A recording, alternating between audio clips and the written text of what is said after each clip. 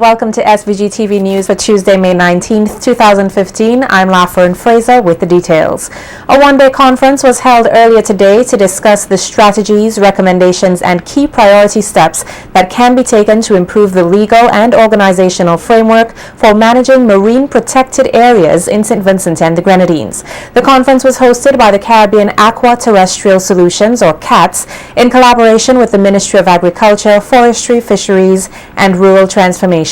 Speaking at the opening ceremony, Permanent Secretary in the Ministry of Agriculture Raymond Ryan says while there's often much confusion and debate regarding the term marine protected areas, or MPAs, and what it really means, MPAs are multi-use areas. MPAs to mean areas close to all human activities, while others interpret them as special areas set aside for recreation and recreation only, or to sustain commercial use. MPAs are all of these. They may include marine reserves, as well as other zones in which partial protection is afforded, such as seasonal closures, catch limits, etc. Many MPAs are multi-use areas, where a variety of uses are allowed. Ryan says there are a range of techniques that can be used to manage the protected areas. Absolute prohibition, firstly, of access to a prescribed area is the simplest form of regulation. It is a form of control that establishes a clear yes or no basis. If a person is found in the area, he has violated the regulation. Prohibition of certain activities within a prescribed area is another prohibitive technique. For example, if fishing is prohibited in a specific area and a person is caught fishing there, he is in violation. Secondly, limitations. Both terrestrial and marine protected areas around the world often allow some level of human activity, especially if it involves recreation, nature, appreciation, education, and research. The management challenge is to design and enforce measures that limit allowed human activities to the levels that do not cause harmful and unacceptable impacts. And Director of the National Parks Authority and Chairman of the Project Implementation Team for the Caribbean Aqua Terrestrial Solutions Project, Andrew Wilson, provided an overview of the project and the objectives of the conference, which he says include putting together an organizational framework for sustainable management of marine protected areas here. St. Vincent and Grenadines project site for the CATS project was the South Coast Conservation Area. As the PS earlier alluded to, it is one of 10 marine conservation areas that was designated under the 1986 Fisheries Regulation and has been selected and chosen as our project site. It also happens to be our only marine conservation area on mainland St. Vincent. The CAT specific objective with respect to the St. Vincent and Grenadines South Coast Marine Conservation are twofold. First of all, the development of a management plan for the South Coast Marine Conservation Area based on stakeholder participation and involvement. So we could assure the PS that this is one of the key prerequisites, that the management plan must have stakeholder involvement and participation from the outset. Secondly, to operationalize a marine park and a marine management area with sustainable financial mechanisms in place. The project here in St. Vincent got started in August 2013 and will officially conclude at the end of 2015. Prime Minister Dr. Ralph Gonsalves says there are more independent and working women today in SVG than ever before. Speaking at the Unity Labour Party's Women's Arm Convention on Sunday, Prime Minister Gonsalves listed some of the accomplishments of Vincentian women under the leadership of the ULP. He explained that there are a lot more women receiving credit under the Farmers Support Company when compared to the accessibility of credit in the past for agricultural purposes. You have more female entrepreneurs in St. Vincent and the Grenadines today, and the ULP government is responsible for it more than ever in the history of St. Vincent and Grenadines. You have more women That university today from St. Vincent than at any time in the history of St. Vincent and the Grenadines. Prime Minister Gonsalves also explained that a large number of Vincentian women continue to excel in both the private and public sectors under his leadership. The first woman to be appointed Deputy Governor General, it happened under this government, Monica Deacon. Then the current Deputy Governor General is a very distinguished lady from Connery, Susan Duggan, former Susan Ryan. The Cabinet Secretary is a woman. The Permanent Secretary in Housing is a woman. Permanent Secretary in National Mobilization. Permanent Secretary in the Ministry of National Reconciliation. The Permanent Secretary in Education. The Permanent Secretary in Tourism and Culture. You have more women who are permanent secretaries in St. Vincent and the Grenadines than men. Dr. Gonsalves further stated that it was under his leadership St. Vincent and the Grenadines saw its first female chief medical officer and first female attorney general. Director of Planning is a woman, the first one ever. The Accountant General and her deputy, a woman. The Director of Audit is a woman. The Chief Medical Officer is a woman, the first one ever. The first Attorney General, who is a woman, appointed under this government. Then the ambassadors overseas. At the United Nations, Margaret Ferrari. Now Rhonda King. Lacelia Prince, a woman, the ambassador to Washington. Doris Charles, the Deputy High Commissioner in London. Lottie Rose, the Deputy Ambassador in Cuba. Yvette Manuel Wickham, the Deputy Ambassador in Venezuela. Rene Batiste, the first Speaker of the OECS House of Assembly. The National Council of Women concluded a two-day media trainer of trainers workshop today at the Shekinah Workshop Center. The session was part of the World Association of Christian Communication, or WACC, in Canada, and the National Women's Council's effort to teach women how to use the media to impact change and to tell their stories. President of the NCW, Beverly Richards, says the council is proud to be part of the Media Skills Training Project, which teaches persons, particularly women and girls, to get behind the camera and shed light on the issues affecting them. Richards also took the opportunity to commend the government on the passing of the domestic violence bill, which she says protects the rights of women. Our aim here is to help women to speak out.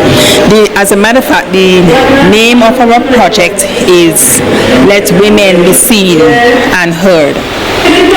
And our aim is to let women be seen and heard. We know that there are women out there who are experiencing certain issues are affecting them. We must congratulate the government of St. Vincent and the Grenadines for tabling the domestic violence bill, which has been read in Parliament. And we, on behalf of women of St. Vincent and the Grenadines, we just want to thank the government for that, because we know that it is really needed in our community. Filmmaker of Shadow Hand Productions, Fabian Guerra, who was the facilitator of the workshop, says the training seeks to help the participants improve their technological skills. This is very important. If you have a story to tell, this is one of the best mediums to get across. In the 21st century, sorry to say, not much people reading anymore.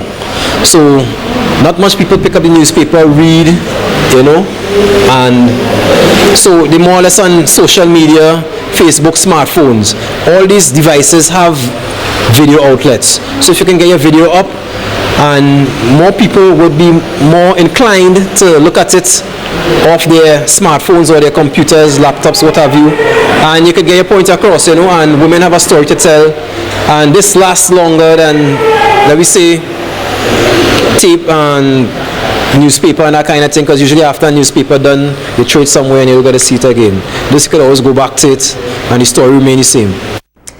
Tyson John and Jamani Joe, originally from Calder, who were jointly indicted on a charge of wounding with intent on January 28, 2014, have been ordered to stand trial at the next practical sitting of the criminal session in the High Court. This order was made by Chief Magistrate Rayshan Brown Matthias at the conclusion of a preliminary inquiry at the Serious Offences Court. Both men are accused with inflicting stab wounds to the chest and back of Earl Pompey of Georgetown on the date in question. The incident stemmed from a fracas which developed into an altercation at a liquor store.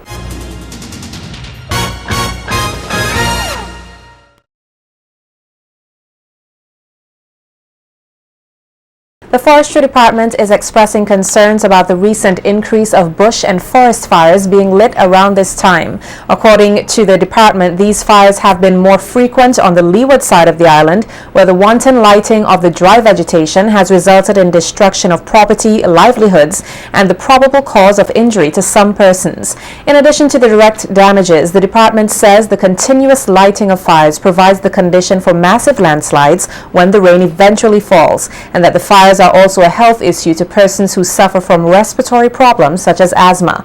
The department says reports submitted indicated that fires have been recently lit in Trumaca, Rosebank, and Kingstown Park, where a number of dwelling houses were under threat, and in one instance the falling of a fire-burned tree at Rosebank, which slid downhill, threatened the lives of some residents. Other fires have been recorded in Spring Village, Belle Isle, Lomans Bay, and other areas, including roadsides. The department is appealing to the offenders to desist from this practice, as it is against the forest and other laws, punishable by a penalty or confinement. It says the present dry conditions do not lend for the burning of bush or garbage, whether in the home or on the farm, as fires can quickly get out of control, spiraling into a destructive element which also kills our wildlife and other farm animals. Prime Minister Dr. Ralph Gonsalves is encouraging citizens to be more tolerant of each other. Speaking at a Pan Against Crime event in Richland Park on Sunday, Prime Minister Gonsalves says though it is human nature to fall from glory at times, there would be a significant reduction in the instances of robberies and homicides if Vincentians were more caring and understanding of each other. This is not a time for hate and anger. This is a time for love and caring. And the older I get, the more I emphasize it. And I want the youngsters to believe, young men and women, you gotta love your neighbor, love your friends. Don't get into much argument and quarrel. Of course there will be differences, but we deal with them in a harmonious manner, and we show solidarity with one another. St. Vincent and the Grenadines is a small place, and we have to live better with one another. I know we will have crime, because it is in the nature of man to be fallen. But we have to have as little of that as possible. And if we have good neighborliness and love for one another, there's going to be less crime. And the police youth clubs are designed to help us in maintaining citizen security. Dr. Gonsalves also used the opportunity to appeal to parents, guardians, and other adults to give the necessary support to the youth. He says the nation's youth need guidance in order for them to achieve great things. But the faith is not only in words, but in deeds. And the deeds manifest the faith accompanied by a hopefulness, but fundamentally, most of all, love. And health psychologist Dr. Joselle Miller is encouraging Vincentians to pay more attention to the emotional needs of the nation's youth. Dr. Miller says suicide is a very serious issue as of late, and any mention of it by children should not be taken lightly. She says that parents and guardians who have lost a child to suicide need to share their experience with other parents and to use it as a lesson to prevent losing another child in this manner. The psychologist says persons who are worried that a relative or friend is prone to suicide should seek the necessary help soonest. I would want to express to the families who would have lost loved ones recently to suicide, my condolence to you. I'm very, sympathetic towards what you're going through. Find some sort of peace in, knowing, especially if you have tried, that you would have done something. It is not to move on from here feeling a sense of guilt and blame, but it is rather to learn from the situation, and especially if you have other children, to zone in on them, make sure that you don't take things slightly. The Carnival Bands Association, or CBA, is getting ready for the staging of Carnival Blast to be held this Saturday at Carnival City, Victoria Park. The event is aimed at bringing all the mass bands together and to sensitize the public on what the CBA will be doing for Vincy Mass 2015.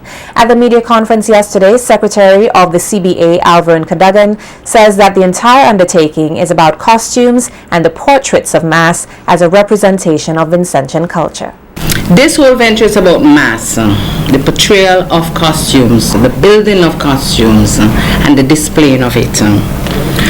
We will have, on that afternoon, the show should start about 2 o'clock. We will have the actual Kiddies Corner, we would call it, which will have young and upcoming artists, young and upcoming DJs, young and upcoming, when they say artists, I should say calypso and soca artists, alongside the Royal St. Vincent and Grenadines Police Band. And you'll have the live models on catwalk. You have the bouncing castle, face painting, cotton candy, horseback riding, and much more for children. You'd also have kids portraying costume also, so parents can see it's not about nakedness on the street, but it's actually about your culture and where we come from and where we are going. According to Cadogan, the day's event will be divided into 2 parts to cater to both children and the adults. She says that the event will be free to the general public and persons are expected to be on their best behavior since there will be heavy police presence. The actual show starts from 3 until 7. That is the children aspect of that show, right? And later on in the night, which is from 7, we have joined our partner with the Extreme 104.3 in a massive show. That is from 7 until 2 in the morning. That show you'll see local artists as well as upcoming artists as well as upcoming DJs and some costumes on stage on the lights. The focus is to have persons aware that mass is not just jump in a costume, or as I say, just come out and just play, or the lunch is just way by the side, but it's to invite the general public out. Bring your children, your kiddies, you name it. Just come out and have fun on that day. Have fun with us. It is free to the general public.